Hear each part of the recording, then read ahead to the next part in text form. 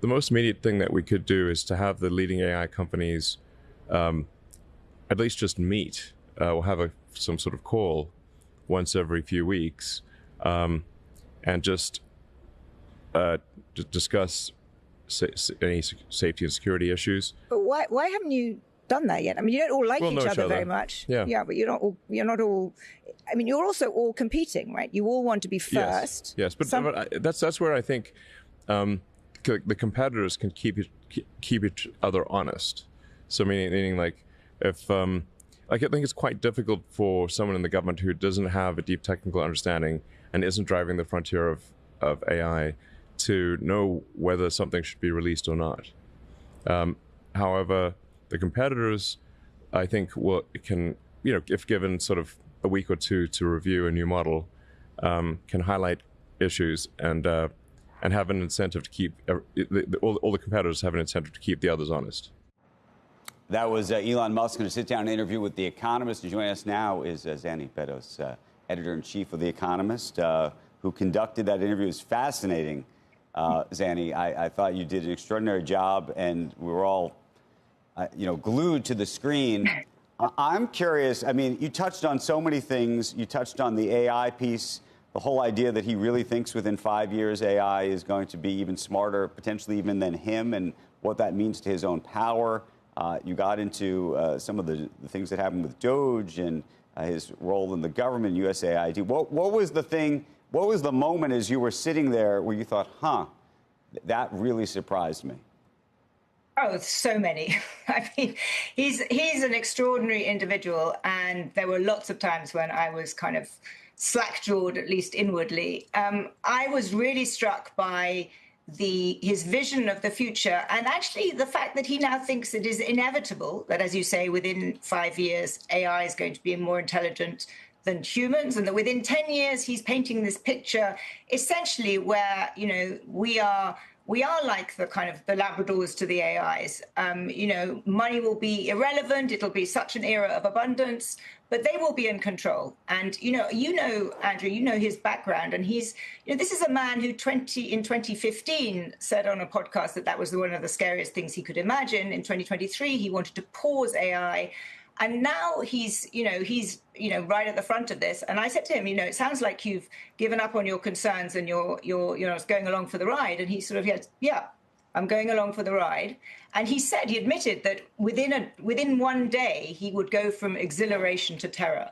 But I was very struck by the inevitability, he thought, that this technology and the speed with which it was progressing would mean that this extraordinary future would kind of come within 5 years.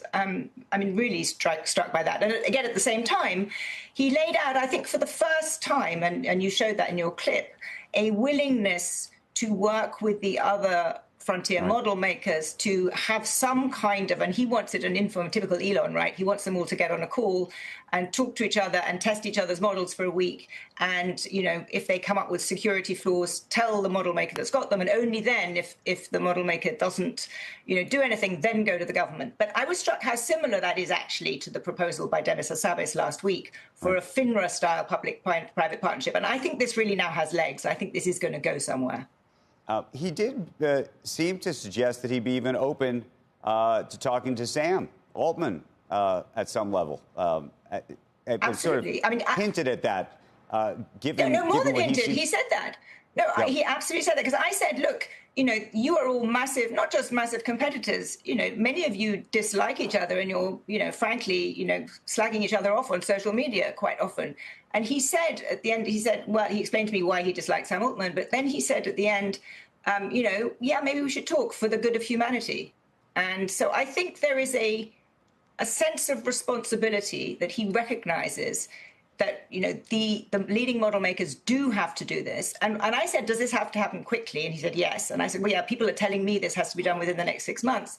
He said, 6 months is a very long time. It has to happen now. Right. I want to show a clip of another piece of this that's going viral. Has to do with, I think you might have used the word right-wing politics at some point, and he did not react well. Let's show that for a second.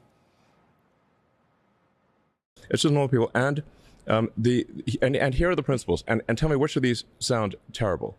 That we should have secure borders, that we should have safe cities, that we should have sensible spending. Which of those three are far-right fringe? No, and I would like to just admonish you and the media for the absurd characterization of the far right. It is false and misleading and nonsense.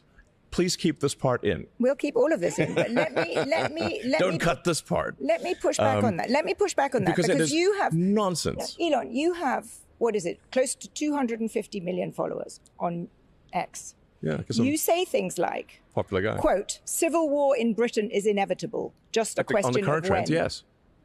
I mean, when were you last in the UK? A few years ago. Okay, so you obviously reacted in the moment, but now you've had even more time to react and think about that. You kept it in, so we all got to see it. What do you think? Well, of course I kept it in because I think people should see the whole of the interview. I said to him that he supports not just the populist right in Europe, but the far right, fringe groups that are, nowhere near the mainstream and do actually propagate not just, the three characteristics he said, but really divisive far right politics. I think that's undoubted. And I think many of these politicians wouldn't be anywhere without Elon Musk's support. And I asked him why. And the reason I did that is because he also propagates a kind of caricatured view of Europe, that it is some sort of hellhole overrun with Muslim immigrants, incredibly violent.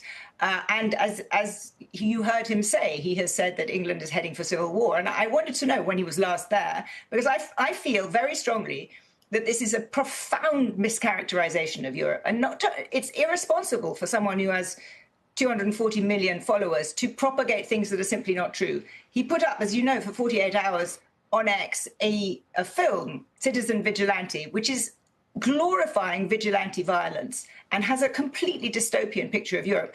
And this is having consequences, Andrew. There are many people I come across in the US now who are worried about coming to London, who are worried about allowing their kids to go to London because they think that Europe is this sort of dangerous place.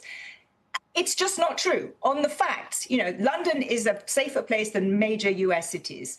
Europe is not the hellhole he's painting it to be. And I got exercised about it, probably more exercised than I should have done, because it seems to me that this is not just wrong, it's irresponsible, and it's having really serious consequences. And I think it's just unfortunate that someone who is so far-sighted and expansive and thoughtful, if slightly terrifying, on where AI could go, can kind of basically play in this sort of dystopia about Europe and say things that are just not right. And you've known Elon for a long time. I've known Elon for a long time. And I think we both agree that in many ways he's very brilliant and very thoughtful. And so my question to you, to the degree that you disagree with him on about his assessment, where do you think that assessment comes from? Why do you think he thinks that?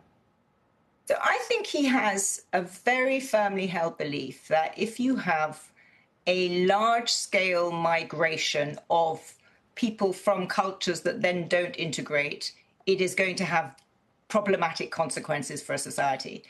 And, to some degree, one can agree with bits of that. Uncontrolled migration is sort of societally untenable. But that's not what's happening in Europe. And my issue with him is his, I think, erroneous and caricatured description of what's actually going on in Europe. And the fact that he hasn't been here and the fact that he is reposting things and propagating things that are just not true kind of reinforces this negative spiral, particularly on X, which I think paints a picture of the continent which isn't accurate and which is in turn feeding, the whole MAGA view that, there's civilizational erasure in Europe. We're all, it's a dying continent that's in a catastrophic shape. Of course, there are problems, and I'm the first person to admit that there are problems. There are free speech issues in this country. There are problem areas in this country. There are problems definitely some problems with migration, but it is not what he paints it to be. And nor, frankly, is he's being disingenuous when he says that all he is in favor of is, secure borders and limited spending and safe cities, because on two of those three, Europe does better than the US. You also got into a bit of a fiery exchange with him over DOGE and USAID. We did that. He got fired. I was really just asking him, and he mentioned that his view that DOGE was just the USAID was a political organization, and he said there had been zero deaths as a result of shutting down USAID, and I simply pushed back and I said, it happened overnight. USAID was a very big, provider of healthcare funding in Africa. I find it very hard to believe that there were no deaths and no suffering. And you heard him, he just said zero, right. Zero deaths. And I think that's, you can agree that USAID needed reform or perhaps even needed shutting down, but the way it was done clearly, to my mind, and I think indisputably has led to unnecessary suffering. When you think about SpaceX, the IPO just happening, and Tesla, we keep having a sort of a parlor game about whether he ultimately buys that business. What do you think? Does it all become one? We didn't talk about it explicitly, but my strong sense from the way that he described his vision was that it was one set of businesses. And when he talked about the reason for his control, and this was really interesting, because I said, you have whatever it is, over 80% of voting shares, and you essentially, you can go crazy and you still can't be removed. And he talked about why he needed this control. And he spoke about it in a 5 to 10 year time horizon. He said, I need it for the next 5 to 10 years because we have to, extend consciousness to the universe. And he described all the elements, which included elements from SpaceX and from Tesla. You could tell, I think, that he has a lot of respect for you, but you guys had a lot of debate. I want to know how it ended. Oh, I think you saw it at the end. It ended perfectly amicably. He said, at least I'm not boring. And then we carried on talking for another 15 minutes while he had his pictures taken. I mean, look, I think he's an extraordinary individual. I am not a Musk hater. I think he's an extraordinary, extraordinary individual who is done probably more than any other person to build the future. So I love talking to him. It was an incredible privilege to have, 90 minutes talking to him. And, we ended perfectly amicably. I hope he'll talk to me again. We'll see. It was really interesting, but I think it was important to push back on these areas where, I think he deserves being pushed back on, because I just think it's not right what he's saying.